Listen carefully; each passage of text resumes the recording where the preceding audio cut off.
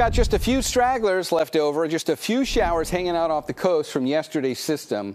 There's not much to it. Look over us. This is really going to be about more blue sky today than anything else. And once we get past like 8, 9 o'clock in the morning, we're done with even the slightest chance for rain. It's going to be blue sky. However, even though it's going to be blue sky, it's going to be pretty, still going to be a little windy today. So watch what happens as we get into the afternoon. Screen's going to light up again. Stronger onshore winds as we get into the afternoon. That gets us towards like, the typical time frame. Those are 20 to 30 mile an hour gusts coming on shore.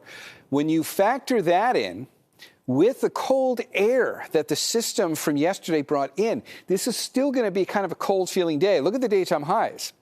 We're only going to about 60 for most of us. Some of the warmer inland valleys will go to the mid-60s. But as we get into the afternoon, right about the time we'd be hitting these daytime highs, about 4 o'clock, is when the onshore breeze really starts picking up.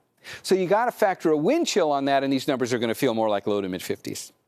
Blue sky, but breezy and cool today. At least you're not getting rained on, and you'll have ample opportunity to get out without being concerned about that. Let's do a comparison for how drastically warmer we're going to be by the second half of this week. If we switch from Sunday, watch the day change and watch the color scheme totally update. And one of the things that stands out here, it's not just the mid-80 degree temperatures that are showing up for inland valleys. Look at San Francisco, 76.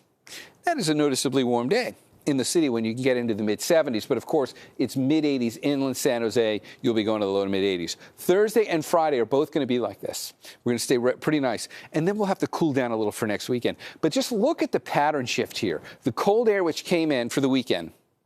And then as we get to like Tuesday, you see every day, screen pulsates a little bit with the warmer air of the afternoon.